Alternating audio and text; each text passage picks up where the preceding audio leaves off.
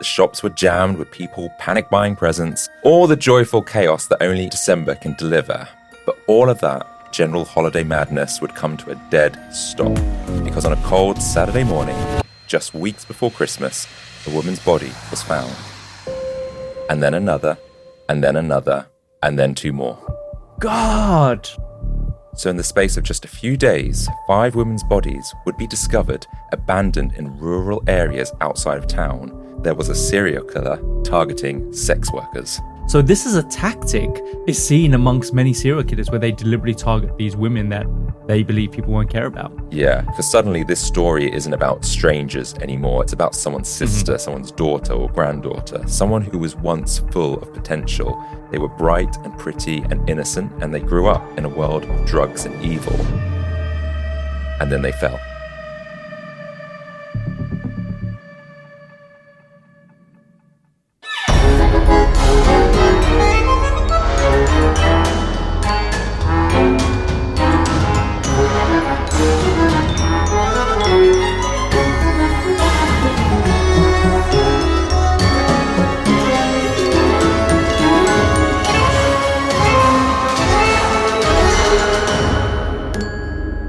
Welcome to The Compendium, an assembly of fascinating things, a weekly variety podcast that gives you just enough information to stand your ground at any social gathering.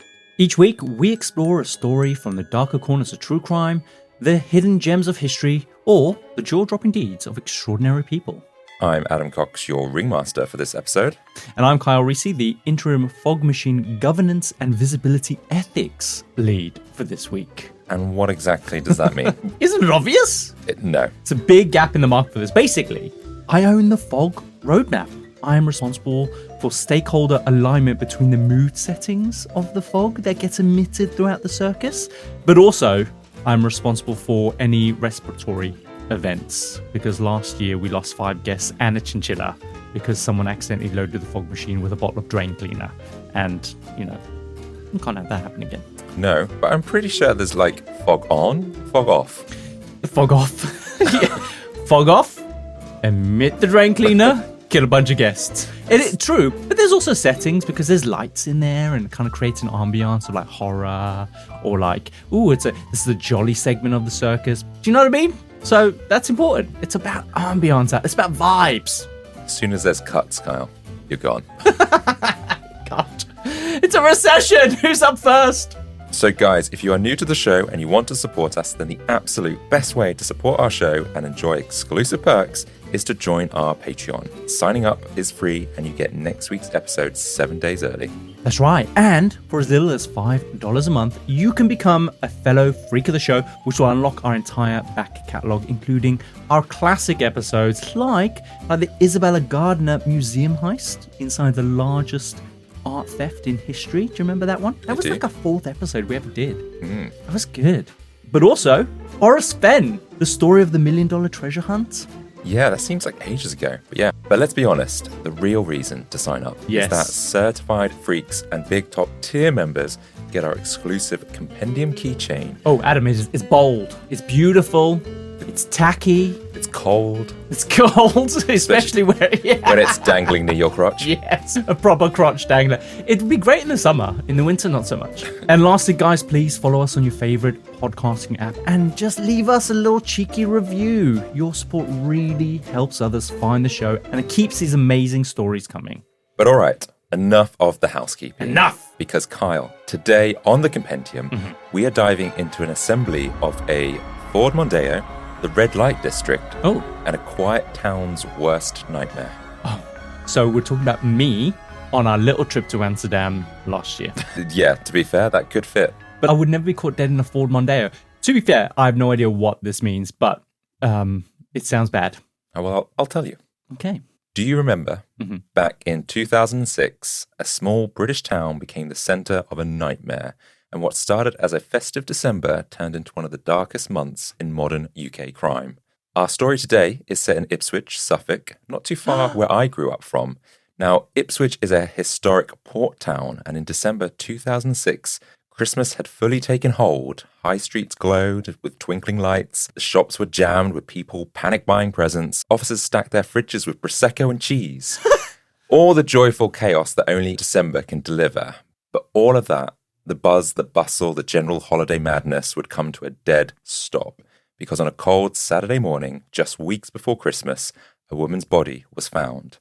And then another, and then another, and then 2 more. Okay. So in the space of just a few days, 5 women's bodies would be discovered abandoned in rural areas outside of town. The town panicked, and this wasn't a tragic accident. This wasn't random. There was a distinct pattern. So clearly a murderer, right? Yeah. People locked their doors, women were urged to no longer walk alone at night, and the city centre went quiet. And as the body count grew, so did the headlines. And the festive cheer that had filled the streets were now replaced with this cold dread because there was a serial killer targeting sex workers. Wow. You said a local town in 2006? Yeah. In Ipswich? Yeah. Do you know anything about the story? I don't know. I feel like there's something niggling in the back of my mind that makes me recognize this. Just out of interest, is this really close to home? Because wasn't the person responsible for this a guy who worked in our hometown of Norwich? In fact, the pub that he was running, was that not at the bottom of our road where we were living at that time? Yeah, you are recalling this news. This is the Ipswich Strangler. It is the Ipswich Strangler. God. So we'll come on to that a little bit later. Yes, okay. Don't want to spoil too much at this point in time, especially if people don't know the story. But essentially, yeah, at this time, it was pretty much a shock. A serial killer local to us. Authorities urged women working in Ipswich's red light district to stay away from their usual streets where the victims were known to meet their clients. The warnings were pretty desperate because the reality was harsh. Many of the women simply couldn't walk away from their jobs. No, you can't really, if it's, and especially at Christmas, like if you need money to go to the pub. One ITV reporter approached a woman outside the district. She was a sex worker, and the broadcast identified her as Kelly, but her real name was Paula Clennell. Mm-hmm. Paula spoke plainly. She heard about the first murder, and it did make her sick with fear, but she knew exactly how dangerous it was. But she also needed money, and the truth that the cameras didn't reveal is that Paula was battling devastating drug addiction. Her habit cost her hundreds of pounds a day. A day? Yeah, an amount that would drain even the wealthiest households. God, like when I think about sex workers, I don't know, especially when they're desperate, because of course they're addicted to drugs or they need income, they might be under the influence of a pimp. I just never think about how much they're earning per client.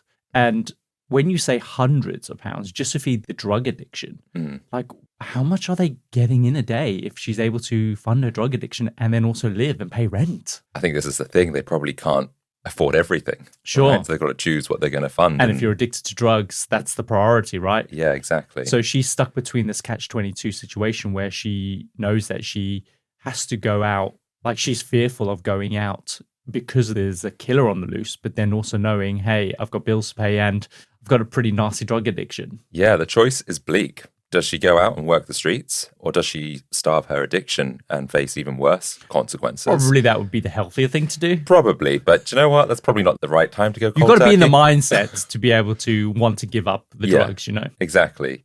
So she explains it with this kind of heartbreaking clarity. If you need the money, you just keep going. It's better than stealing. She doesn't want to resort to that. In this situation, stealing would be better. It's safer, perhaps. The camera followed her as she turned away and walked back towards the red light strip. She was a lonely figure stepping into danger she fully understood, and yet to her, she had no other choice. So was this like a news broadcast? It was, yeah. It went on ITV Anglia, I believe. Sure. Now, that brief interview on the evening news would not be the last time we would see Paula on TV, because just a few days later, she would be on the news again, but this time as one of the victims. Really? What are the chances of that, hey? God. So today, Kyle, on the compendium, we will be discussing what happened to Paula and the other victims, all at the hands of a serial killer named the Ipswich Ripper, or more commonly known as the Suffolk Strangler. Wow, I do remember this guy. I don't remember many of the details, but I do remember that he worked in that pub literally at the bottom of our road. What was it called? The ferry boat? The ferry boat inn? Yeah, and I think I've definitely been there a couple times because they used to have a marquee attached to the side of the pub and was right on the river. And it was okay, it's a bit of like a biker pub. But man, when that news came out, and then obviously we lived at the top of that street on King Street, which is also essentially the red light district of Norwich, isn't it? It was, yeah. At one point. Now it's all fancy. Yeah, but we'll come on to that particular street a little bit later on. It's a beautiful street. So for today's story, we're going to start when the first body was discovered, 8 days prior to the discovery of Paula's body. Now, it was just outside the sleepy Suffolk village of Hintlesham. A man is walking by the edge of Belstead Brook, and he spotted something strange in the water. Now, it wasn't clear at first because it was pretty muddy and there's drifting branches, but the shape in the water looked like a mannequin. So the man got into the brook and he started to clear some of the debris away and moved some of the hair away from what he originally thought was the mannequin's face. But then he quickly realized this was actually a young woman with her face down in the water. She had no clothing, no ID, but she would later be identified as Gemma Adams. Now, she's just 25 years old and had been reported missing on November the 15th, so around 2 weeks earlier. Wow, so she'd been in that watery ditch for a couple of weeks then. We don't know at this point in time. Sure. It is really also surprising how a lot of people, when they do discover these bodies, the first thought is it's a mannequin. And we've all been there.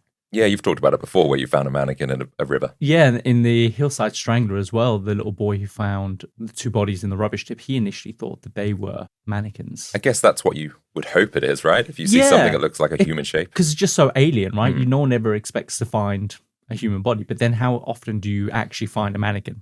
How often do you see something in the water and go, what is that? Oh my God. And then you go, oh, it's an actual mannequin. Because for that to be your go-to assumption means that everyone must have been there at that point. Yeah, I wonder actually, what are the stats? Are you more likely to find a mannequin or a dead body? Yeah. Crazy. So Gemma's long-term partner had raised the alarm after she didn't reply to any of his texts. Gemma had grown up just a few miles away from where she was found in Kesgrave, in another quiet, clean little town. She'd learnt piano as a kid, she rode horses, she joined the Brownies, and as a teenager, Gemma had dreamed of becoming a police officer. So pretty kind of normal upbringing and aspiring to do good things, right? Yeah, and clearly that didn't pan out for her. She obviously had taken a wrong turn somewhere or something awful had happened for her to have to resort to being, I'm assuming, a sex worker. Yeah, and it all started really when she was 15. She had met a boy. He was charming, a bit older, maybe a bit reckless, but just enough to be exciting when you're a 15-year-old girl. They started smoking cannabis together, and within a year, they were both addicted to heroin. Now, that is a slippery slope, all within a year to go from some weed to heroin. Yeah, that's right. So he's clearly a bad character who's really introduced her to some really troubling behaviors. Yeah. But hey, he's got a car, probably a leather jacket. But at 16 or 17 years old and you're doing heroin, that's pretty horrific. Yeah, and you say it's a slippery slope. I remember I used to work with a girl in a restaurant. She was regular family girl. She had 2 kids. Her husband was quite successful. And I remember they were talking one night about how she went to London for the evening and and they were talking very openly about taking heroin. Wow. And I was like, you think about people who take heroin and how they look, I don't know, they look awful, right? But she was just completely functioning and she's going out on a Saturday night taking heroin. It's bizarre. So she's a functioning heroin recreational user. So I guess maybe it depends on how often you're doing it. I guess so, but I feel like, I don't know, that must start out like that. What's she up to now? She's still working in the restaurant. The kids are 18, 19. She's just fine. I've never known anyone that can just do heroin and be okay. To be fair, I've never met anyone who does heroin unless I've seen people who do heroin because you see them on the streets, right? True. But I don't know anyone who does heroin apart from this chick. Wow.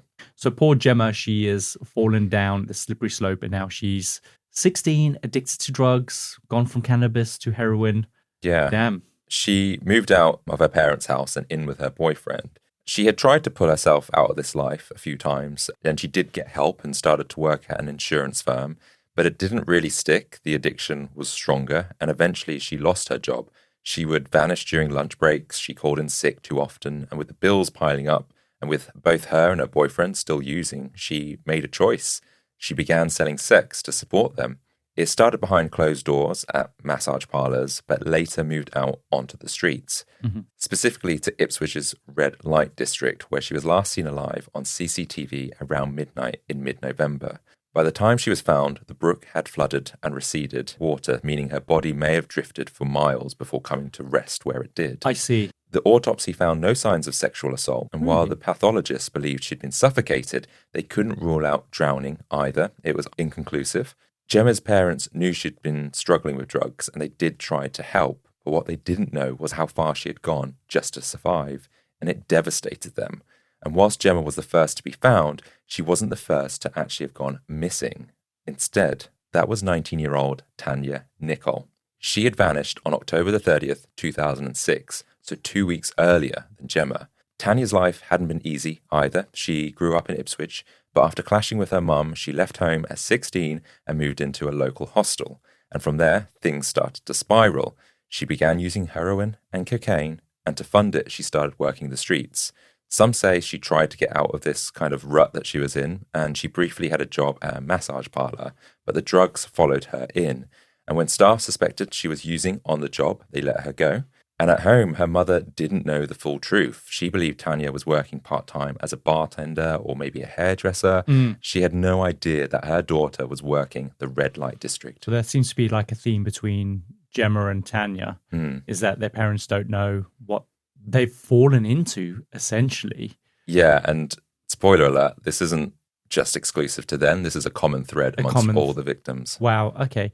Yeah, I guess because there is a stigma attached to it. Because it's not organized, it's not unionized like in some countries like Brussels or Amsterdam, where actually, if you came home and told your mum and dad that you've gone into sex work, that it's not as concerning as it is if you said that here in the UK, because normally you do have protections in Europe. But here in the UK, if you're falling into that line of work, it's typically because you are falling in with the wrong crowd or you are addicted to drugs. Yeah. You know what I mean? Yeah. So, of course, it would be concerning for them. And, of course, this is something that they wouldn't be very open about. Yeah, but they've got these, obviously, families that don't really know much about what's happening to their daughters' lives. They didn't realize how deep perhaps this addiction had taken hold. And so when Tanya didn't return one night, it didn't raise alarms, at least not right away, because she'd gone off grid before for a day or two as normal for Tanya. But actually, thinking about it, like, you didn't have smartphones back then, or they were just dying to become like a thing. In 2006. So I used to have a smartphone and the ringtone was like Kelly Rowland and Nelly. When you used to have songs for ringtones? Yeah, little MIDI, little ringtones. That is you. But it was like when the ringtones started getting a bit more tonal, so they were slightly better than more musical. Yeah. Not beeps. And, yeah, that was my favorite ringtone, and people did not know I was gay. That's when I came out as gay, actually, it was that year. Your phone rang, and everyone's like, what? Yeah, Kyle's gay? But what my point was... Oh, sorry, yes. Is they probably didn't have that kind of GPS or the same kind of location. So where you can ping where they've been, their whereabouts, is that what you're saying? Yeah, and follow your relative or your friends where they are. Stuff right. Like that. Yeah, so it's probably a lot harder to just keep in contact back then. But this time, it was different for Tanya, because by November the 4th, 5 days since anyone had seen or heard from her, her mother contacted the police. There was a press conference, and people were deeply concerned for her safety. And then fast forward to December the 8th, the police are still looking for Tanya. A search team was combing the banks of Belstead Brook, just outside a quiet stretch of land known as Copdock Mill. And there, beneath the surface of the water, police discover a body, and it was Tanya Nicol. Okay. Gemma Adams before her, she had no clothing, and so Tanya was the second body found, signalling to the police something horrific was unfolding in Suffolk. The autopsy revealed there was no sexual assault, but also no firm cause of death either. Her lungs were hyperinflated, which could mean she died of drowning, but signs of asphyxiation suggested otherwise. Yeah, this is so interesting, Adam, because this is two victims now that have not really shown any signs of sexual assault, right? Isn't that strange? And they're sex workers, so you would think that the person that was targeting these people was someone that frequented sex workers and that sex would be a big factor of this, but there doesn't seem to be any connection. That doesn't mean to say that sex wasn't involved. What we're looking at is there's no sexual assault, and so therefore I see. A violent encounter. Okay. Yeah, so whoever perhaps did this, the victims knew who they were, and actually they were just doing business perhaps before this had happened. I see. Also, there's a bit of confusion with whether they were strangled to death or whether they drowned. And so there is a thought that maybe some of them were placed in the water whilst they still could have been alive because there's water found in the lungs. Yeah, so he drowned them. And the only thing that police can say is that, with any confidence, is that Tanya had died in fear and alone. Interestingly, Gemma and Tanya had also known each other because they weren't strangers. They worked the same patches in Ipswich's red light district. Sure. navigating the same streets, the same dangers, probably the same clientele. Mm-hmm. And like I said, Tanya's parents were aware she was struggling with drugs, but they didn't know how she was funding it. And her father had tried to warn her, told her flat out, if you don't stop, you'll end up in prison or worse. And her mother, meanwhile, believed a different version of events. She thought Tanya had started a job at a hair salon, one that seemed, in hindsight, far too generous in pay. Ah, I see. Where'd you get this money? Oh, got a tip from a client. Yeah. In hindsight, exactly. You would be like, interesting. And so the truth was hidden until it couldn't be anymore. And then amid the chaos of the press and the whispers of a town in panic, Tanya's father, Jim, stepped out and said, they're not things, they're not sex machines, They're human beings. They were bright and pretty and innocent, and they grew up in a world of drugs and evil, and then they fell. Yeah, that's it. Because he could probably sense the narrative was about to change as more and more information came out. And the second it gets established that they were sex workers, it's almost like the care just dissipates. And he's absolutely right. They are just people. They are just girls who have just fallen on hard times. So good for him. Yeah, we'll talk about the police's attitude and how they sort of responded to the investigation a little bit later.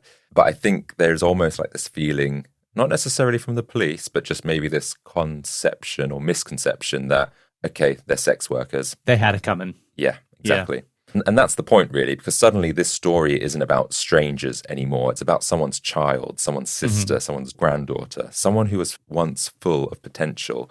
And then they become entrapped in this dangerous and scary world until it was too late. So 2 days later, after Tanya is discovered, the third victim is found on December the 10th. Now that's 3 bodies in just over a week. Yeah, that's crazy. This is really starting to look bad and has authorities and the public very concerned. The third victim is Annalie Alderton. She was 24 and went missing on the 3rd of December, a week before she was found. She had a fairly tough upbringing too. Her parents had split, and so she spent several years living in Cyprus with her mother. She'd learned Greek, she did well in school, and she was an intelligent young lady. And like a lot of teenagers, she had big dreams. And in Annalie's case, she wanted to be a model. But that same year, when she was just old enough to imagine her future, Annalie's father, Roy, died of lung cancer, and he was her rock, and so she was naturally devastated. Yeah. And it's something that people say that she never really got over. Not that you can get over it, but it's still... It gets easier over time, but you never get over it. Yeah. After the funeral, Annalie moved out. She found herself in a small flat and in the orbit of a man who would lead her astray. He was older, controlling, and he introduced her to hard drugs.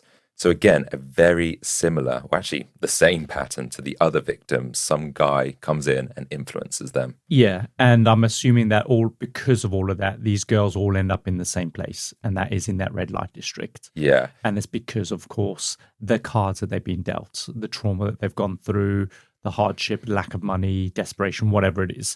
And that's what brings them to this killing field for this guy who's essentially picking them off, right? Yeah, she starts to carry out petty theft before she eventually turns to sex work. And again, like the others, she tried to break out of this life. By 2006, she already had a young son, Freddie, who was 5.5 years old. She had a new boyfriend, Sammy, and they started to make plans for the future. She fell pregnant again and was about 3 months along. Sammy later admitted that he knew Annalie had struggled with addiction and he knew she had done sex work in the past. But according to him, those days were behind her. He thought she'd been clean, maybe smoked a little bit of cannabis now and then, but nothing serious. Yeah. And their family was their motivation to get clean, to start again, and to build something better for their children. But on the 10th of December, police searching the village of Nacton, southeast of Ipswich, came across a clearing near a private school. There in the woods, they found her, naked and lifeless. God. What was also alarming was the way that she was positioned. In a way that stunned investigators, her arms had been stretched out deliberately and her legs pressed together. Oh. She had been posed and laid out carefully in the shape of a crucifix. That is so crazy, isn't it? There's quite a lot of parallels between this story and what we covered in the Hillside Strangler. And I think you pointed that out at the time because this was the story that you were researching at the time. That's it. And Yolanda, one of the first victims, she was arranged in what looked like quite a ritualistic kind of style. There is debate whether or not it was just by happenstance because she was rolled onto that hill and that's how she landed. But this open clearing near a private school. This sounds more concrete that it was deliberate. Absolutely. The killer wants this person to be found. The fact In that way? Yeah, exactly. God. Statistically, bodies found in this way suggests that the killer is displaying their power or is some kind of symbolic meaning or a distorted sense of morality where the killer was delivering judgment or punishment, perhaps because she was a sex worker. Yeah, interesting. So now I'm wondering whether or not this is a frequenter of the red light district or if it's some kind of strange guy who's got this warped sense of morality who's out there to just kill these women because they are doing what they're doing, right? Mm-hmm. Yeah, exactly. So people can't quite work out what the motive is at this point. And unlike the earlier cases, Annalie's autopsy was definitive. She had been asphyxiated and killed elsewhere. Her mother would later say that she had suspected the truth all along before the body was found. She knew deep down that Annalie might have returned to sex work, and she feared it. The last time she saw her daughter was on the platform at the train station on December the 3rd. Annalie was catching a train to Ipswich, and she smiled and waved and said, "Goodbye, Mum, I love you." And her mother didn't say anything back. She couldn't, because she already knew where her daughter was going. That's and crazy. what might be happening. Yeah, awful. And I bet that lives with her for the rest of her life, knowing that actually she knew, she had a sense of what her daughter was going to be getting up to. She probably also had an understanding of what was happening in the press with all these other bodies. And going to Ipswich as well. Like, she's going to the eye of the storm, essentially. Yet she didn't do anything. Yeah, but at that point in time, though, in her defense, it was December the 3rd. And so the bodies hadn't really started to mount up. Sure. It would have been even worse then if she had heard about these murders. And now with the third victim, it wasn't just Suffolk that was reporting on this. The whole country was now paying attention. But for these women, it was already too late. But whoever was behind these murders wasn't just targeting sex workers, he was hunting them, and he wasn't finished. Before the police could catch their breath and get ahead of this case, 2 more bodies are found 2 days later on December the 12th. Wow, on the same day? Yeah. The 4th victim was Paula Clennell. Now, you will remember Paula. She was the woman who we spoke about at the very beginning of She won the ITV news reporting. Yes, that's right. And then she went off and disappeared into the red light district. God, that's awful. I just imagine that scene on that news clip of her just turning around and walking away from the camera, knowing essentially that she's going to her death, really. Yeah. Paula's story starts out very similar to the other women. She was born in Northumberland, but moved around a lot during her childhood. After her parents split, she eventually landed in Ipswich with her mother, and by her teens, she had already entered the world of cannabis. By her late teens, it was crack cocaine, and from there, it just got worse. At 16, she moved in with her boyfriend, and to feed both her and her boyfriend's habit, Paula began selling sex on the streets at 20 years old.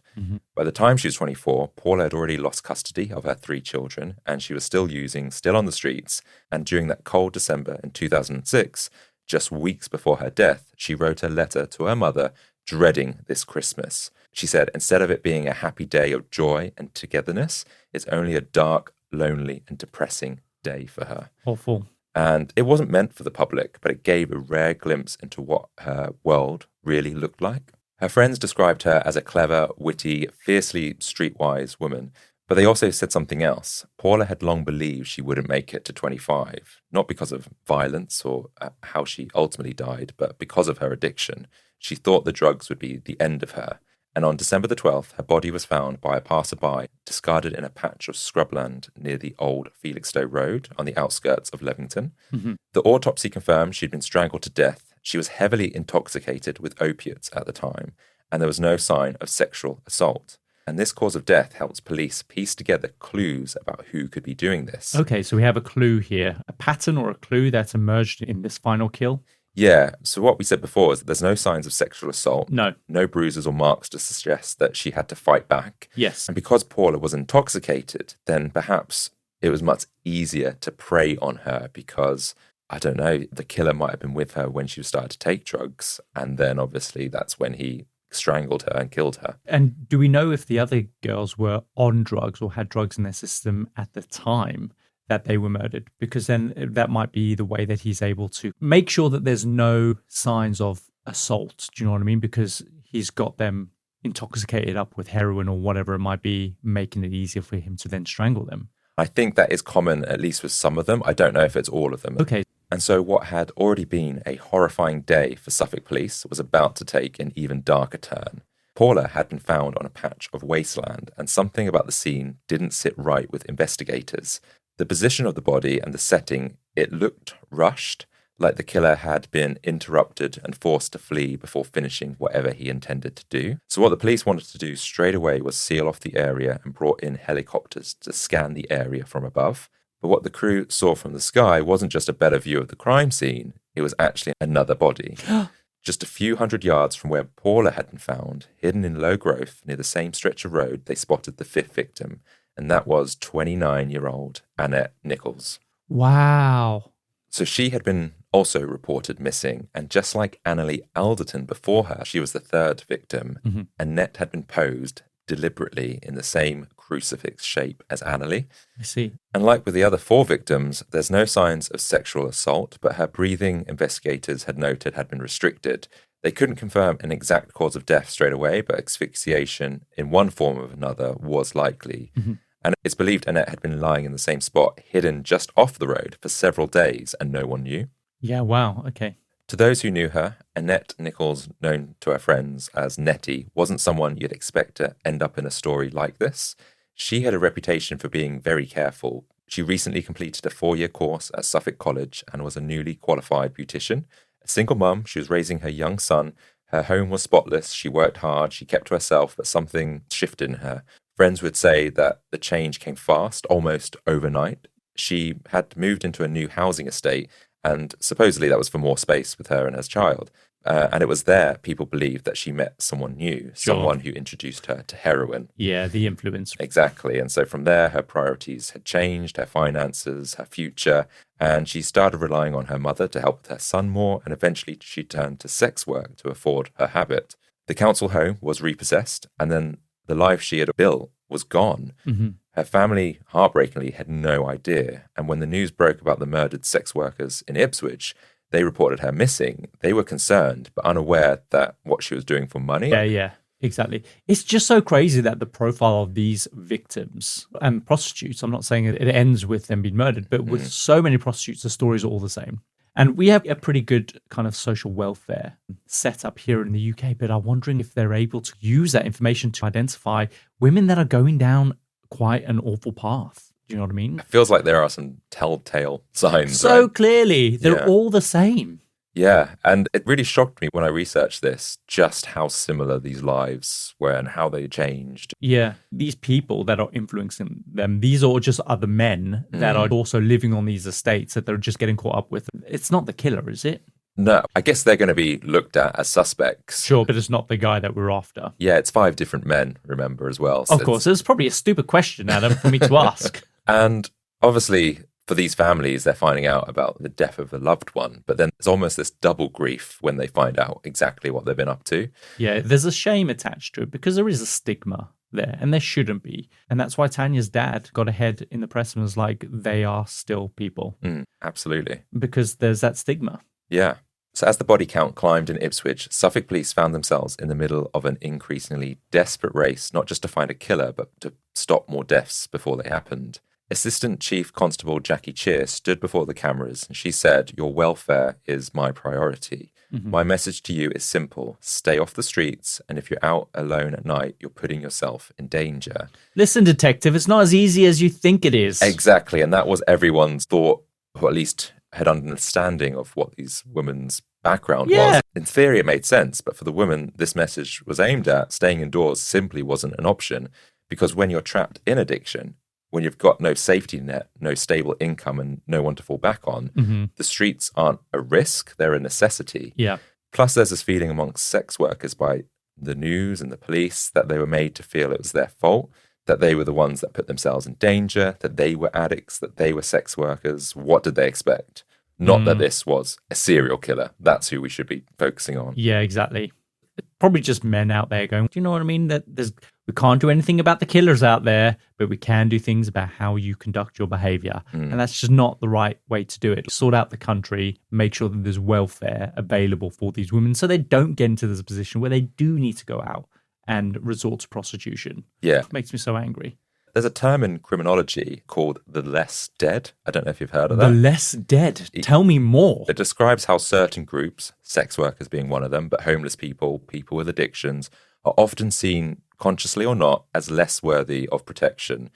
And offenders know this, and serial killers have targeted these groups precisely because they expect slower police response, fewer missing person reports, and less public outrage. Absolutely, because we've seen this. We talked about this at length in so similar to the Hillside Strangler, Adam. Exactly. But yeah, like they didn't care until it was nice white girls from a nice neighborhood started cropping up dead. So this is a tactic is seen amongst many serial killers where they deliberately target these women that they believe people won't care about. Yeah. In the UK, specialist support organisations like National Ugly Mugs, they have found that only a small percentage of sex workers feel safe enough to report serious violence to the police. Why? Or most often stay silent, or they only share information anonymously, not because the crimes aren't serious, but because they fear of being judged, being arrested themselves, of course, not being believed, or simply not taken seriously. So when violence happens, it often never enters official crime statistics at all, and that creates this kind of dangerous blind spot. Yeah, I get it. It doesn't help the fact that the women are very often overlooked, underestimated, or not believed. So if you're a prostitute and addicted to drugs, it just makes that even worse. Yeah. And so there is a question that would the police's response have been different if the victims weren't working on the streets? Yeah. 100% it would have been way different. Yeah. Would they have been labelled missing sooner? Would the pattern have been recognised earlier? I don't know. I think it's hard to know for sure. But what we do know is that serial killers exploit marginalisation. They rely on stigma. They rely on silence. And the Suffolk Strangler probably did all of that. Yeah. How are the cops going to catch this guy then? So we're now going to come on to the police investigation. And I think, like with anything like this, there's a lot of evidence and stuff to kind of sift through because there's tip-offs from the public. You've got boyfriends calling up the police saying, my girlfriend goes missing at times. Is she a sex worker? That generally happened. Yeah. And so you've then got the whole of Ipswich is completely changed because you've got women, like taxi firms are completely booked at this point because no woman wants to walk alone. No. So it's a lot to sift through. There's psychic tips, there's fake confessions, there's wild accusations. There's even vigilante groups trying to patrol the red light district before it was shut down. And also, innocent men are publicly scrutinized just for being quiet or working nights.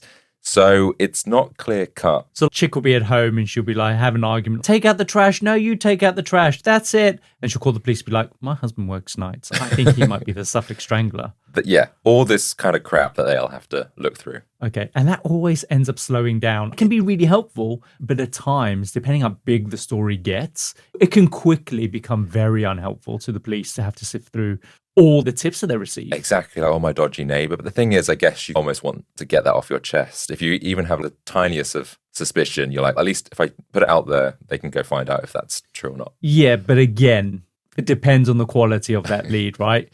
Like when we did the Chow Chiller episode, there were people calling in to say, I found a shoe in the middle of the road. And they're like, okay, where was it? And they're like, yeah, it was in Buffalo, New York. And I'm like, ma'am, that is 12 states away. And then they're like, that's not helpful at all. When was this? And she's like, 9 months ago.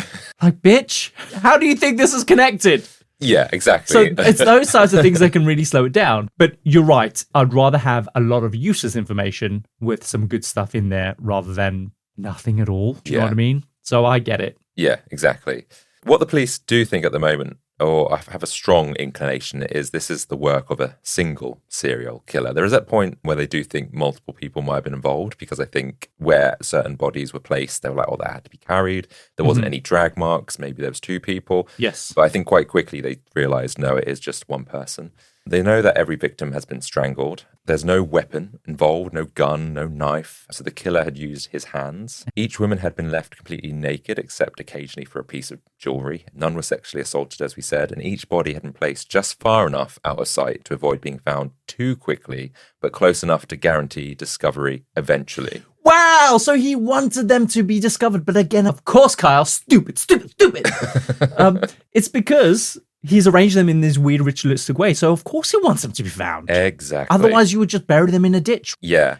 And also someone that kind of knew of all these different areas, these lanes or shrubbery or whatever. Shrubbery. Yeah. What they thought is it's someone with good local knowledge, someone who knew the lay of the land, who understood which footpath was barely used, which bit of undergrowth might buy him a few extra days. That's so fascinating because obviously we're very familiar with the story because the guy works at the bottom of our street, and Suffolk is a good 45-minute drive away.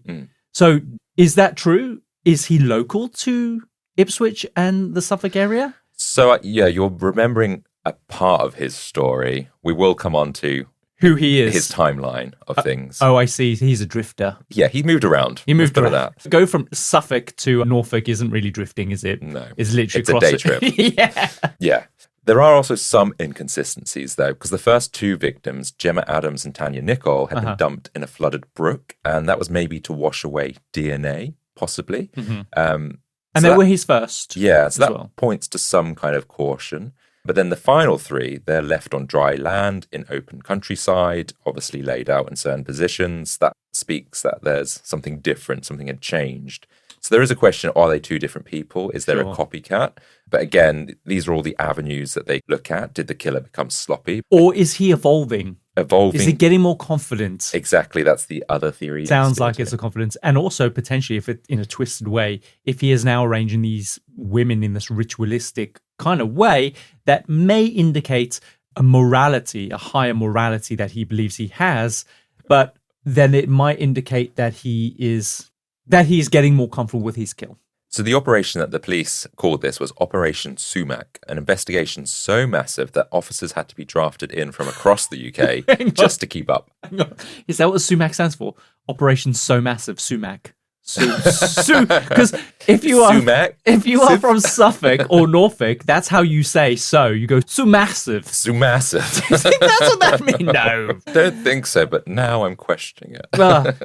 Just a little side note, just a little segue. What is the most common allergy that people have on this planet? Hay fever? Nuts? You would think nuts, hay fever. And hay fever and pollen is high, 39% of people, which is massive.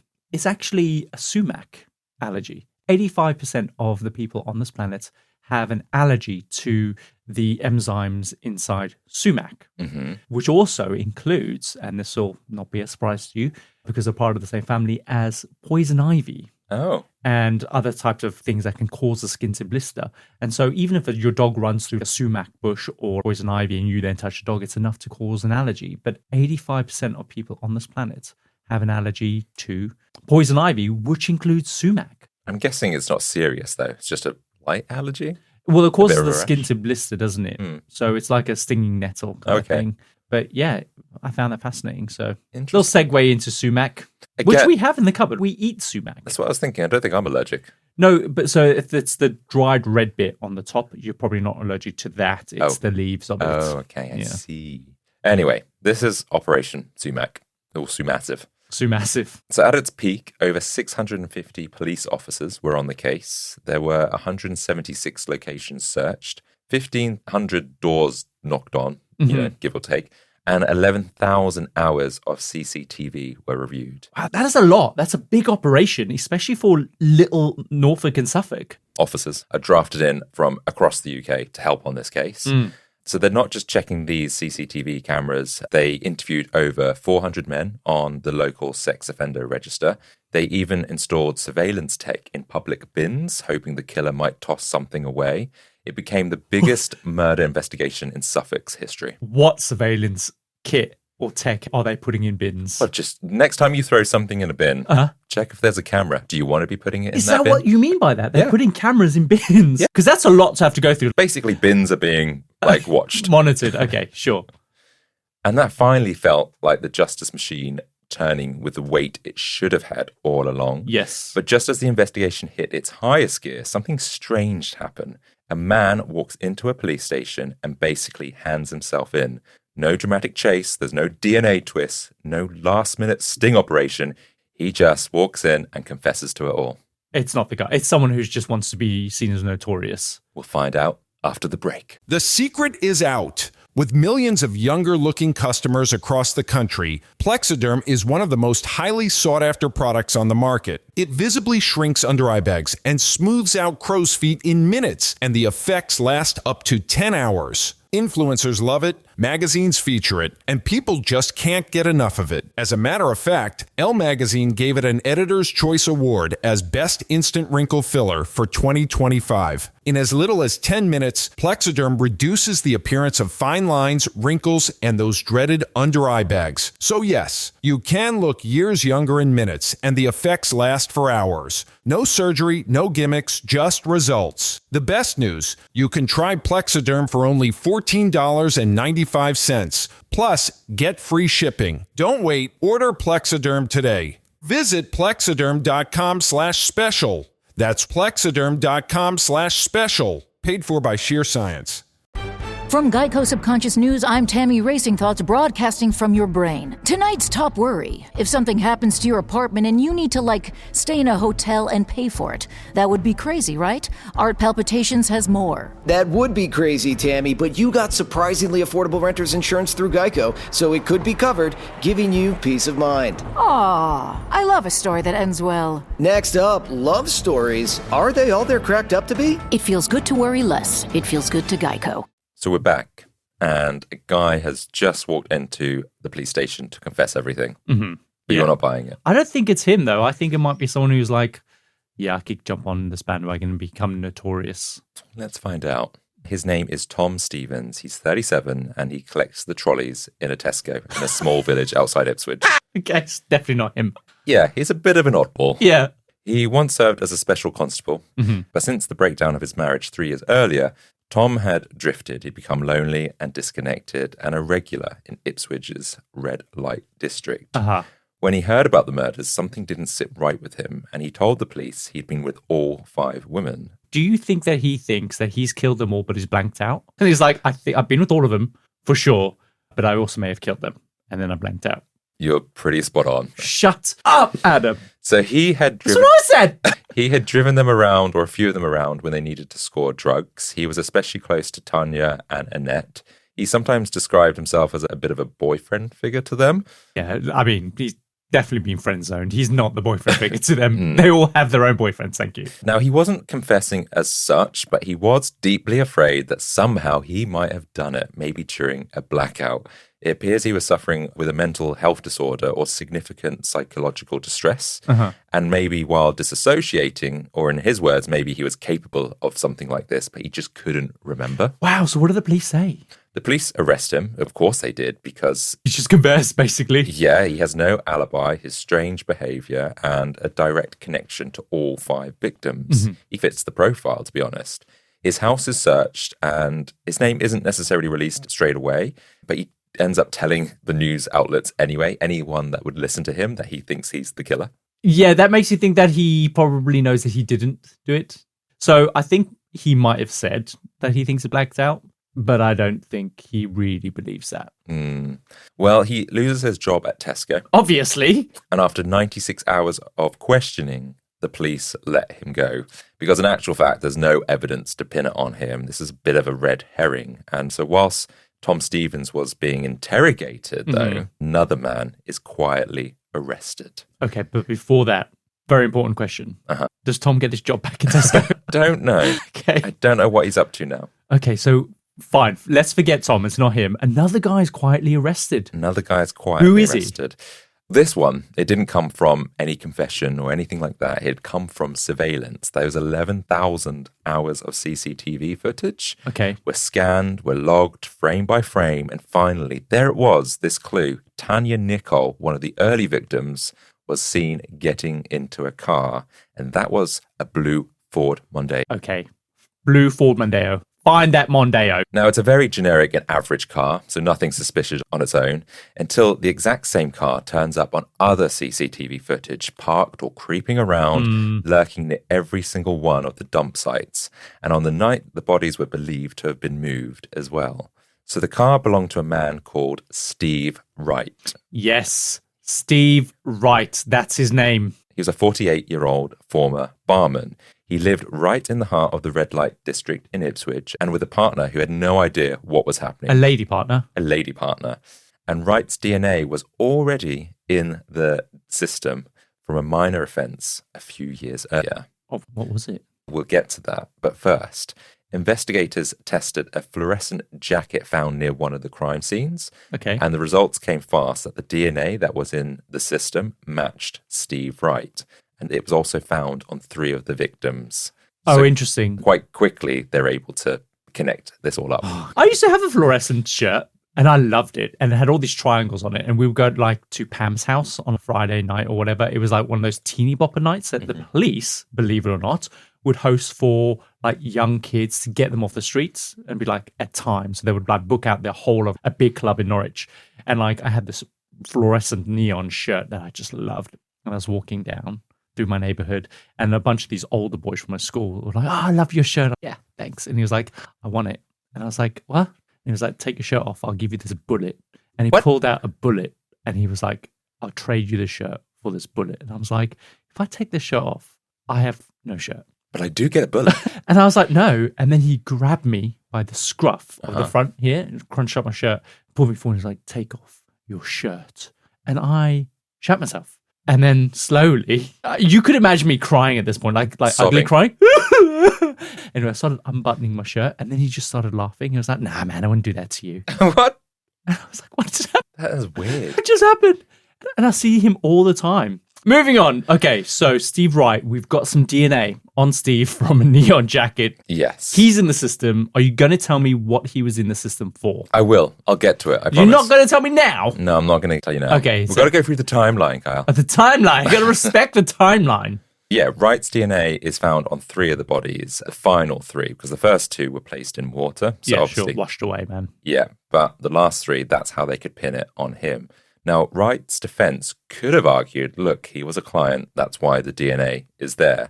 But you don't dump somebody's body in the woods after a consensual encounter, and you don't show up at every dump site. And you don't get DNA on 3 different women without a pretty sinister reason. Yeah. Yeah. So whilst the police are figuring this out, it's obviously unbeknown to Wright at the time, the evidence is stacking up against him. So DNA is one thing, but there's also forensic fibers that sealed his fate. Oh, really? Police found carpet fibers from Wright's Ford Mondeo embedded in Tanya Nichols' hair. And now she was found in the water, so that had obviously clung to her hair that whole time. Yeah. So that's pretty solid evidence. They also discover microscopic fibers from his home and car across all 5 victims, and blood traces, tiny but undeniable, inside his vehicle and on the neon work jacket Wright used to wear. You're right. It's indisputable. It's amazing that they managed to put this together and to have so much. Yeah, so So he was sloppy, basically. Yeah, he's not that great, is he? So during the investigation where people think perhaps not a lot is happening, the police are following everywhere he went, where he slept, who he saw. And on December the 19th, after quietly shadowing him for days, they made their move. Just one day after politely saying goodbye to Tom Stevens, they arrest the actual Sorry, killer. Tom, it's not you. We have to let you go. We will make a quick call to Tesco, hopefully get your job back. But yeah, we're parting ways here. We found someone else. Yeah. And it's Steve Wright, so they make their move to go and arrest him. Yes. And how do they do it? Let's start out with who is Steve Wright. Okay. He was born in 1958 in a village called Ingham in Norfolk. He is one of 4 siblings. His dad was a military police officer and his mum a veterinary nurse. So a respectable family. Yeah. In the early years, life was actually kind of nice. The family moved around thanks to his father's postings. They lived in Malta and Singapore. They had some money, some stability, and when Wright was 6, everything actually changed. His parents' relationship collapsed. And when his mother boarded a train, young Steve waved her off, thinking she'd be back in a few days, but she never She's never back. Where did she go? She went to, I believe, America. Oh, yeah, California. I have a new family, Steve. I'm sorry. The thing is, the dad thinks it's temporary. The mum, she'd already decided she was gone for good. She moved to California and claimed years later that the marriage had been violent and that she'd wanted to take the kids, but couldn't. Whether that's true or not, one thing's for certain, Steve Wright saw it as a betrayal. And it stuck. Okay, interesting. It's always the case, though, isn't it? Like it happens quite a lot where women, they are desperate to get out of the marriage. They're fearful for their own safety. And a lot of the time, their only option is to leave. And they have to make the heartbreaking decision to leave without their kids, right? Yeah. And so that obviously has a profound impact on Steve. His father remarried. Steve didn't get on with his new stepmother. He left school at 16. He joined the Merchant Navy. working in kitchens and later becoming a steward aboard the QE2, the famous British ocean liner. And he would go on to travel the world. He married a woman named Angela in 1978, and they had a son, but the marriage is short-lived. Angela would later say that she didn't want to say too much, but the marriage was never good, and she was glad that it ended, which kind of sums it up that maybe this guy, he's not that nice. No. But long before any of the Ipswich murders, he had already developed some worrying habits. He was obsessed with massage parlors. Okay. You don't get many, like he's from this area. I don't know any massage parlors. I don't know. None. Especially the dodgy ones. Yeah, like the happy ending ones. No. Where are these? And like you said earlier on, some of these sex workers, they were working in brothels. Where are these brothels? I'm guessing they're probably just people's houses. So much is shadowed from us. Do you know what, Adam? We are so innocent and so sweet that we don't even know where the massage parlors are in the city. Or we're just really ignorant. Anyway, he basically becomes obsessed with sex. And weirdly, his arrest wouldn't be the first time he'd be on TV. In 1983, there's an old school travel documentary called Wicker's World where he takes a trip to Thailand, specifically their red light district. And the voiceover, there's a guy that basically says, this part of town where every sailor dreams of coming to rest and relax. Oh. And in one of the shots, among a group of sailors, there he is, Steve Wright, grinning, blending into the crowd. And he's there happenstance to be caught on this camera, or he was there to be filmed. He just happened to be there, I think. Gross. Yeah. And imagine being the person go, oh, they're like spotting that. Yeah. You know what I mean? Yeah. So this guy, towards the end of his time working on the QE2, Wright meets a woman named Diane Cole, and they get married in 1987. And after years at sea, the couple finally docked for good and tried to set up a quiet life in Norwich. Norwich. So this is where, wow. So he worked, obviously, at the bottom of our road. Mm-hmm. Where was he living? In the pub. So they together. Oh, they were running the pub. Yeah, they took over the local pub called the Ferry Boat. Yes. Cozy little place with a 182-year-old history. Yeah, I wouldn't say cozy. Maybe back in, this is 1987, 1988, that they actually ran the pub. So a long time before. Oh, so when we were living on King Street, he was long gone. He was long gone, Okay. So it's, a bit of a questionable pub. They used to have rock bands, I think, there and stuff like that. A bit of a bikery pub. Yeah, and like you said earlier, it was right in the middle of Norwich's red light district. The middle or the bottom? Or the bottom. I'd say the bottom.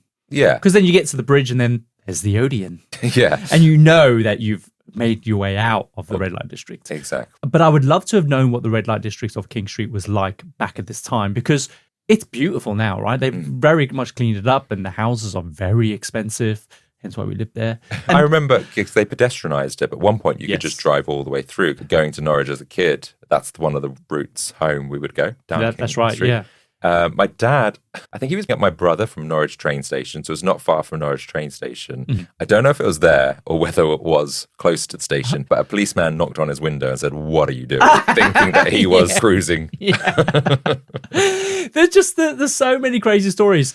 I have a friend who used to play in a little bar down King Street, and he was just a young kid, and he'd come and play his acoustic guitar while everyone's having dinner. We'd pay him like $50 or whatever, and his mum would come pick him up around about 10 o'clock. She pulls up, she parks outside, and she's waiting for him to pack up. He can look out the window, he can see her. And then as she's waiting, a sex worker opens the door and just gets in. She's like, "What are you doing?" She's like, "Oh, sorry." And she gets out. I thought you wanted, no, you don't want me? Oh, okay. Sorry, mistake. But also we obviously lived there around about 2011 on that street at the top. And it was lovely. We overlooked this beautiful church. Yeah. I don't remember there ever being ladies of the night. I do remember Lizzie, the Scottish junkie, who would ask for change. And Excuse me, guys. Can you spare any change? We found her sleeping in our yard. We did. And don't remember there was a time when you stepped outside the car and you stepped into a human poo. Yeah. Beautiful street. Yeah. And we just got the car. It was the first time I was driving a brand new car to work. And I came outside and I saw these guys, actually, they were rolling backy or something on the front of our bonnet around the side. And then obviously one of them had shat down on the ground. And I stepped in it and then I got into our brand new car. And when you step on human poo, you know it's human poo. It's not a dog. Like, it's so distinctive. But then there is another story. What about, I've got two stories. What about the guy when we looked out our kitchen window and he had collapsed and you had to go and poke them? Yeah, he was shooting up heroin, and then he fell into this trance, essentially. But was he standing up? No, he was sitting slumped. Yeah, he was slumped over on the bench, and I had to go over and poke him. And it reminded me of from Friends when they see a fat, ugly, naked guy and they think he's dead, he's not moving. So they create a stick with like loads of chopsticks from all their takeaway and they poke him. But you went and poked him with a branch or something. Yeah. And I think the ambulance did come in the end. It did, yeah. Yeah, then we had that guy that asked us to call for the police, and it turned out, he said, oh, don't worry about it, because he had mental health issues. Remember that time? Oh, our neighbour. Yeah, and then he walked into one of the neighbours naked with a ketchup bottle. Ketchup bottle. And they left. Yeah. It was crazy. And he would just have these political arguments with himself outside of our house, all hours of the day. In fact, we just got so many stories that we have to tell. But remember, he sent us a little note in our post box. Yeah. And on it, he wrote, there's a girl I like. I'd like to talk to you about it. I forgot about that. God. And we were like, okay, it's time. We have to call the cops. But the thing is, though, he was harmless. He was clearly someone who was having mental health issues and he had stopped taking his medication, which happens all the time. You think, do you know what? I'm feeling great. I'm operating well. I think it's time that I came off the medication. And then you do, and then you just relapse. And before you know it, you don't know what's happening. It was sad because he disappeared for a while and we're like, what happened? And he did come back, but he was way more mellow. Yeah. But the last story, which is, I think, the one I'm about to say. Well, go on then, you say it. Okay, so we lived in this beautiful apartment. We owned the entire middle floor. And in our kitchen, big, massive bay windows, you would look out and you would look over this beautiful church. Yeah, and everyone would shoot up heroin. Everyone would shoot up heroin. Brilliant. I love living there.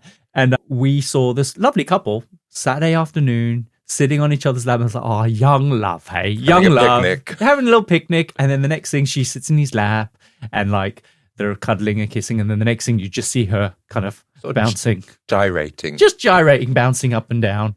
And they're clearly doing it. And she's looking around to see if anyone's watching. And we obviously have a full-on clear view of everything that's happening. And we don't care. Each their own. But we thought, let's have fun with them. And I think, did we not open up the window and we're like, hey, there's kids that live here. I think you said, kids can see you. Kids can see you. And she looked absolutely mortified. Mortified, yeah. And she did her best to discreetly get off him and pull up her knickers. And at the bottom of this road was Steve Wright. Might have been 20 years earlier, but you can see the road. Did it really change? Yeah. Did it really? And apparently it did massively change. But in comparison, you can just now imagine what it was like back in the 70s or early 80s. It was considered classy when it is. I love going back there to see where we used to live. Oh, yeah. So, beautiful place. A magical time. But back to the point of the story. Steve Wright situated himself conveniently within the red light district. And the pub gig didn't really last long, neither did the marriage. Diane would later tell the press that Wright had been controlling, violent, and once attacked her with a knife. Okay. And another time he slammed her head into the wall over the way that she folded the bed sheets. Fuck me. Bed sheets. Bed sheets. Bed sheets are notoriously difficult to get wrong. That's why she got her comeuppance. That's awful. But you have to know how to... Actually, I'm not defending it. And I would never hit your head against the wall. But the way I fold bed sheets... But the way you fold bed sheets is not right. You have to do it the way that I do it. And you have to stack them properly. And there is a way, and I've shown you multiple times, how to fold a fitted sheet. And you just crumple it up and stick it in the cupboard. Perhaps Diane did the same thing. No, that's awful. And so while he was out spending their joint bank account on sex workers, she was expected to stay behind and keep the pub running. So it didn't last long.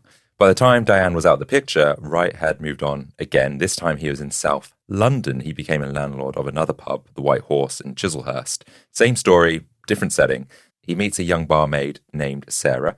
They have a daughter together, but the relationship falls apart before their daughter's first birthday. Okay. Wright, he spirals again. He's into drinking. He's gambling. His debts are mounting up.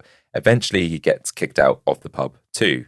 In the mid-90s, Wright had officially hit rock bottom. He tried to end his life in 1994 with carbon monoxide poisoning inside his own car, and another attempt followed in the year 2000, this time from an overdose or an attempted overdose, after he came back from a 10-week trip to Thailand. He'd just been declared bankrupt. So this guy, he has got some problems. Yeah. He did try to bounce back in 2001. He picked up a bartending job at the Brook Hotel in Felixstowe, but didn't last. He got caught stealing £80 from the till and was convicted. That one bad decision earned him 100 hours of community service and something far more significant, a DNA swab. Oh. And that routine procedure would mean he would then go on the list. Good. Thank God for petty theft. Exactly. And so that is, because that's the DNA, the main piece of DNA that really triangulated him And then, of course, from there, they managed to then find the carpet fibers and the other DNA match swap. So, yeah, that's great. I have a big problem with authorities overextending their reach. But at the same time, all those cameras in bins and all that DNA out there. It solved the case. Really quickly and in an impressive way. And so after this petty theft incident, Wright seemed to calm down a bit. He met a woman named Pamela Wright, no relation. They moved in together in Ipswich, right in the heart of the red light district. On the surface, it seemed like their life or his life had finally settled. It was quiet, it was stable, but underneath it all, the real Steve Wright is still in there. Yeah, still bubbling away. Pamela herself had no complaints. She described him as quiet, respectful. Her biggest issue, though, is that... was the sex. Actually, apparently, their sex life does deteriorate.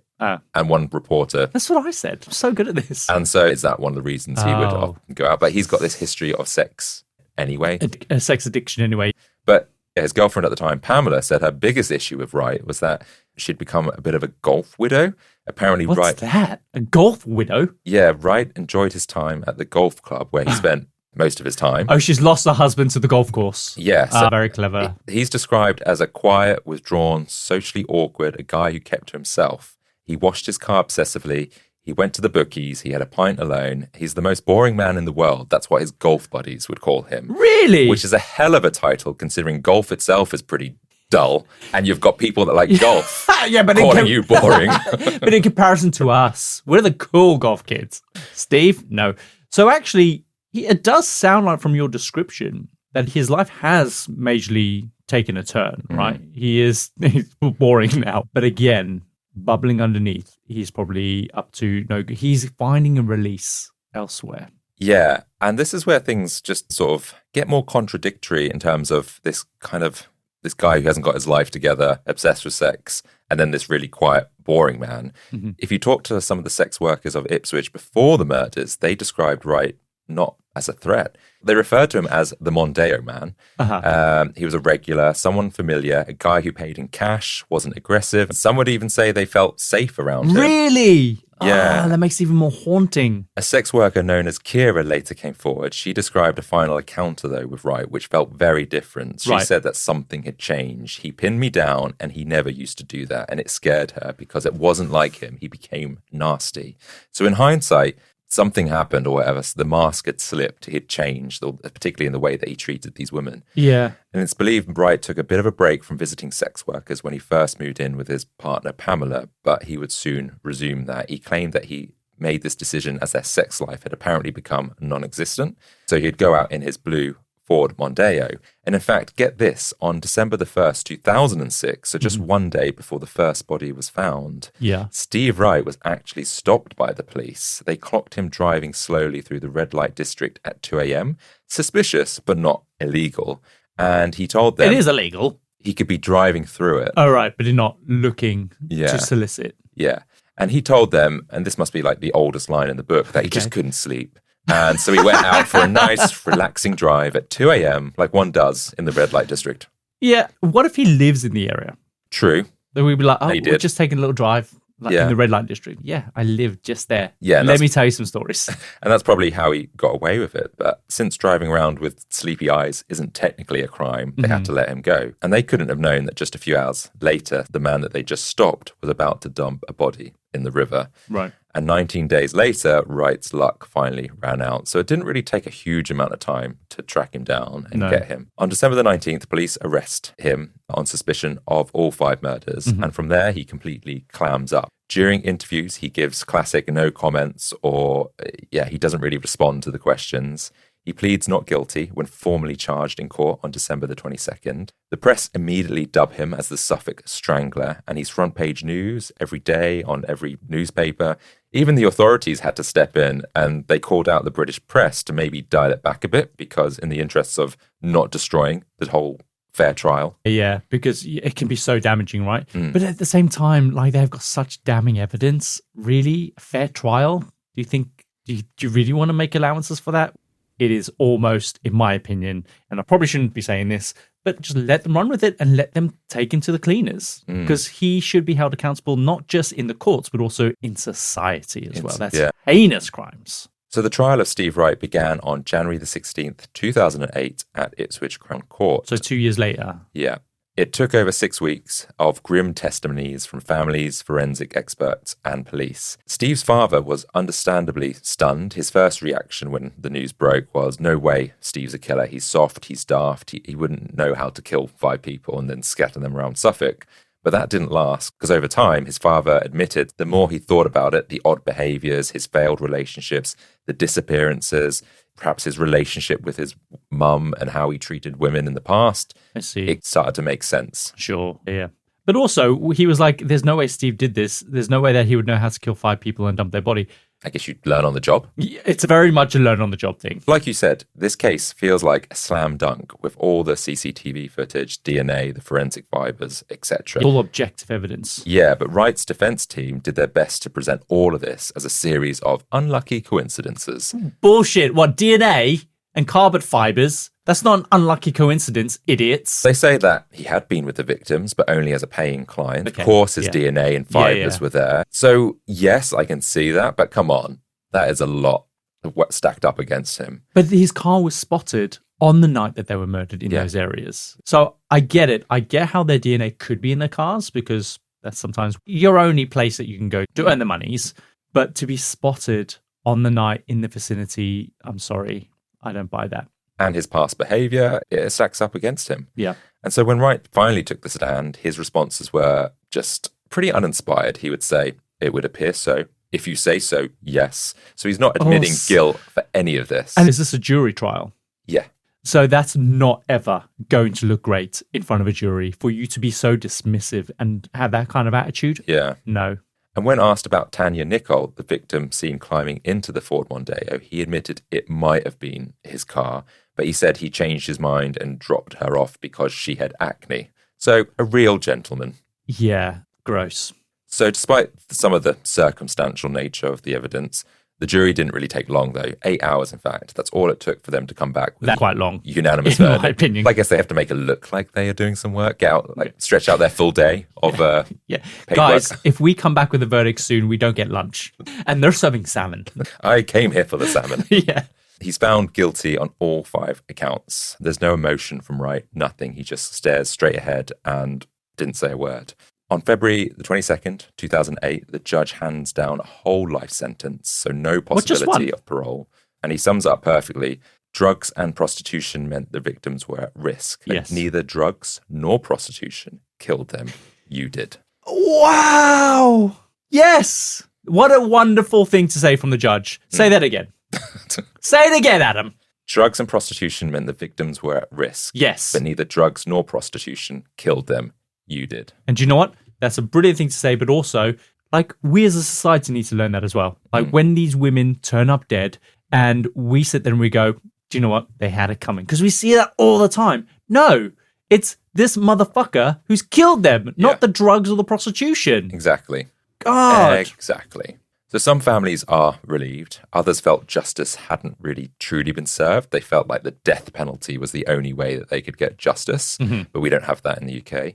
And while Steve had maintained his innocence ever since, his appeals have all failed. In one bizarre letter to a local paper, he described the verdict as like a knife through the heart. And he says he doesn't have a violent bone in his body. I think his previous girlfriends would say that's not true. Especially Diane Cole in the bed sheets. Yes. But let's be honest, his path says otherwise. Whilst Wright never gave an explanation, experts, police and psychologists agree it was likely a storm of deep-rooted anger towards his mother, a lifetime of broken relationships. He was obsessed with sex and a disturbing obsession with control.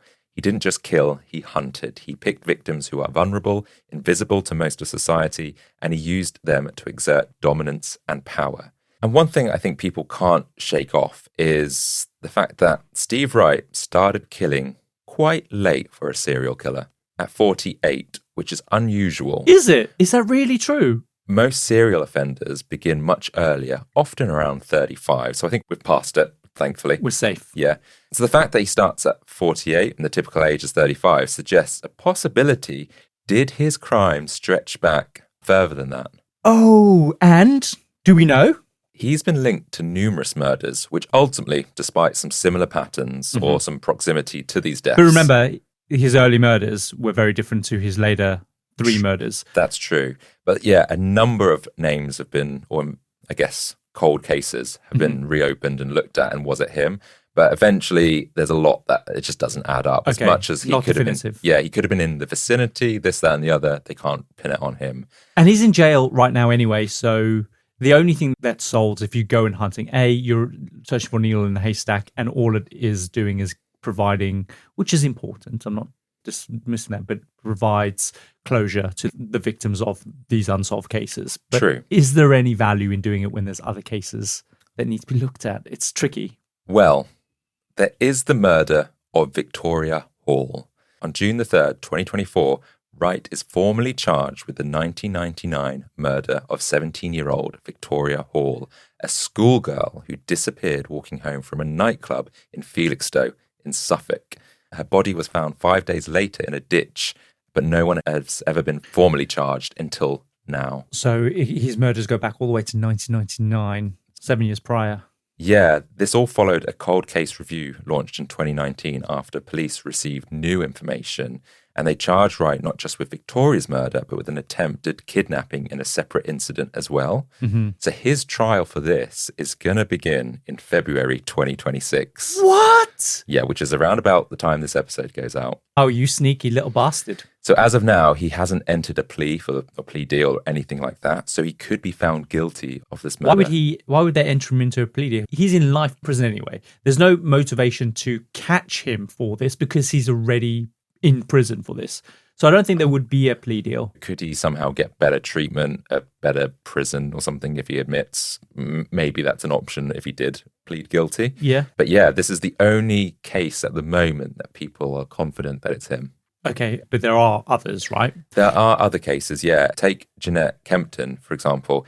In 1989, she vanished from Brixton, right near where Wright was living at the time. Uh-huh. Her body turned up miles away in rural Suffolk. A home, basically, from where he was from. In 2019, a former officer publicly named him as a potential suspect, but the case remains unsolved. Then there's Vicky Glass, a young woman who went missing in Middlesbrough in 2000.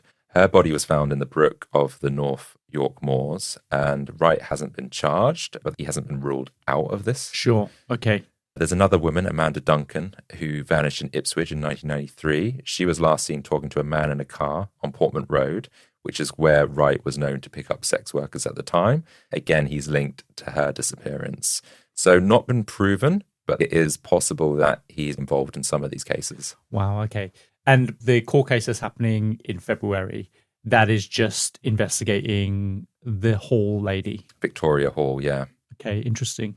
And it's hard not to wonder just how many victims there really are. So maybe the 2006 killings weren't the beginning. Maybe they were the end of a much longer spree. And if that's true, then we're still only scratching the surface of what Steve Wright may have actually done. As of now, Steve Wright is 67 years old, serving a full life sentence in prison. Soon we'll find out if he is the murderer behind Victoria Hall. And that is the story of the Suffolk Strangler, Steve Wright, and the poor woman who fell victim to him. Yeah, Adam, that's horrifying. Like, I do remember the story when it obviously broke in 2006, but I just didn't realize, the degree in which he was murdering these women. Yeah, that's sad. Bad man. So that's like two stranglers that we've done, but it's crazy the similarities between what happened in the Hillside Strangler case and with Steve Wright. A lot of similarities, but also a lot of similarities in the way that the police investigated or treated a lot of these cases. And for a time, because they were sex workers, they were not treated as seriously. But you know what? That last line that you said from the judge, that's great. I'm going to use that from now on. Yeah, exactly. I think justice, as best as it can be, has been served. Right, Kyle. Before we wrap up, do you fancy doing some member shout-outs? Member shout-outs? Yes. Let's give that a crack, shall we? As you all know by now, HR has been hard at work assigning the ideal job roles to all of our certified freaks and big top tier members. They only have just the one problem, because while we know what your job title is, Sue has obviously gone ahead and lost your actual job description, so we don't know what the job entails. Yeah, so when you hear your name, take note of your job title, and using the link in the show notes, submit your official job description to HR. Yes, and make sure you, listen to your job title. Don't make or invent a new job title. We have a mandated list of roles that we need to fill. Yeah, and you get told what to do. Yeah. Get in line. Yeah. All right, this week we'd like to give a very big welcome to Rebecca McIntyre. She is our Circus Breeze misdirection analyst. I said Febreze. I feel like that'd be weird. We got our own Febreze set. Tabitha G. She is our carousel horse compliance referee. We've got Becca Cadwell, certified overseer of clown car evaluation drills. Yeah, we need to get those clowns out of the car quick. Quick, there's a fire. Yeah. Then we have Lauren Adamsowitz. I hope I'm saying that right. Let me try it. Adam Shazovitz. I'm not sure that's it. She is our senior coordinator of unnecessary dramatic entrances. Yes. We've got Oliver Hepworth. He is now our new human cannibal greaser. Yes. Was something different last week. And then Miss JP, our grand custodian of the Sacred Circus keychain box. The crotch danglers. Yes. And this week's best job description that we've received is from Callum. It's from Callum Hargreaves, our Director of Animal Relations and Unauthorized Negotiations, Adam, at the Compendium Circus. So what does Callum say then? So you've got it right in front of you. Callum says he basically oversees the payroll of the beasts, including any freelance wildlife that wanders into the circus. He also goes on to say it's a tough job because he carries out quarterly appraisals with the big cats, and you'd be amazed how many of them think that he reports into them. So these meetings often turn into them appraising him, mostly revolving around their disappointment around the lack of clowns there. Not enough food. This is clearly a ChatGPT job. Clearly. He says that since whipping is part of the circus experience, it's also his job to ensure beasts' contracts are tight enough to prevent tribunals. Last time this happened, we agreed to surrender all clowns under 4 foot to the bears as food, which was a massive blow to the lions and to our car capacity numbers. Yeah, although that does make Becca's role a bit easier because she can get them out quicker. She does. And he says that this can't happen again. Yes, overall he's on track, and the incident logs are now categorized into 3 folders: deaths, mutilations, and ongoing. That's troubling. But it's not my job to look after that. No. We wish you luck, Callum. Guys, these are really brilliant. Keep them coming. If you have not received your job description and you are a certified freak or a big top tier member, you can just send us a DM and we will let you know exactly what your job description is so you can get on and submit yours. Shall we run the outro for the week? Yes, let's do that. And that brings us to the end of another fascinating foray into the compendium, an assembly of fascinating things. If today's episode has sparked your curiosity, then do us a favor and please follow us on your favorite podcasting app. It really does make a world of difference and really does help other people find the show. And for our dedicated freaks out there, don't forget next week's episode is already waiting for you on our Patreon, completely free to access. And if you want even more, then remember, join our Certified Freak tier and unlock our entire archive and delve into exclusive content and get sneak peeks of what's coming next. We would really love you guys to be part of our growing community. We drop new episodes every Tuesday. So until then, remember, someone might seem ordinary until they're not. Evil often hides in plain sight. Ooh, poignant. See you next time. See ya.